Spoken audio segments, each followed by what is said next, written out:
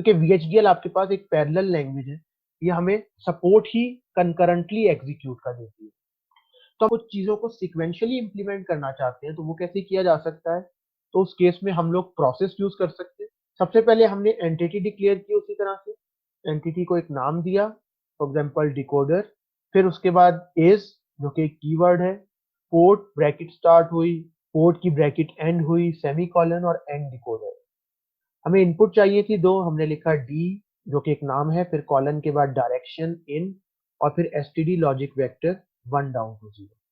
2 bit की input declare कर दी, आउटपुट डिक्लेयर की out, STD logic vector 3 down to 0। Sequential implement के आर्किटेक्चर के अंदर आपको प्रोसेस यूज करना पड़ता है, जिसमें आप लिखते हो आर्किटेक्चर, उसका कुछ नाम, फिर ऑफ डिकोडर जो कि एंटिटी का नाम है, फिर इज, बिगिन, नेक्स्ट आपके पास फिर एंड लिख के आर्किटेक्चर का नाम लिखा जाता है।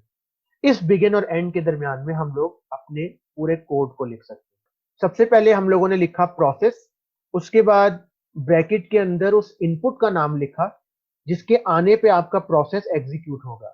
इसको सेंसिटिविटी लिस्ट कहा जाता है। इसके अंदर हम वो सारी इनपुट्स लिख देते हैं जिनके जैसे ही कोई चेंज अकर होगा, प्रोसेस के बिगिन से ऑनवर्ड सारी instruction step by step execute होना शुरू हो जाएगी।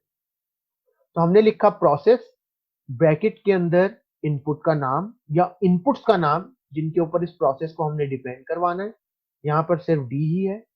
फिर लिखा बिगिन, एंड पे हमने लिखा एंड प्रोसेस, ये प्रोसेस का एंड होगा। इसके दरमियान में अब हम लोग अपना कोई भी सिक्वेंशियल स्ट्रक्चर यूज कर सकते हैं। प्रोसेस जिस वक्त हम लोग यूज करते हैं तो सिक्वेंशियली हम लोग टास्क परफॉर्म कर सकते हैं, और इस सिक्वेंशियल टास्क के अंदर इफ एल्स और केस भी आता है। तो बिल्कुल विद सेलेक्ट की तरह हम लोग, और अपनी पुरानी लैंग्वेजेस की तरह हम लोग इफ एल्स और केस भी यहाँ यूज कर सकते हैं, लेकिन केस और इफ एल्स यूज करने के लिए हमें प्रोसेस जरूर यूज करना पड़ेगा। ये प्रोसेस के अंदर यूज किए जाने वाले स्ट्रक्चर है।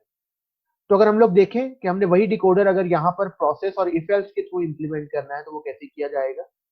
हमने प्रोसेस लिख के इनपुट का नाम लिखा, बिगिन लिखा, और एक एक करके कंडीशन अप्लाई करना शुरू कर दी। If input is equal to, that means if d is equal to 0 0, then output would be equal to 0 0 0 1।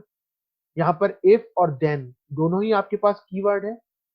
इसके बाद आएगा else if, इस else और if को कंबाइन करके लिखा जाएगा और else का e नहीं आएगा, तो ये है ELS IF else if d is equal to 0 1, then y would be equal to 0 0 1 0। हमने टेबल की दूसरी एंट्री जो है वो इसमें एंटर कर दी।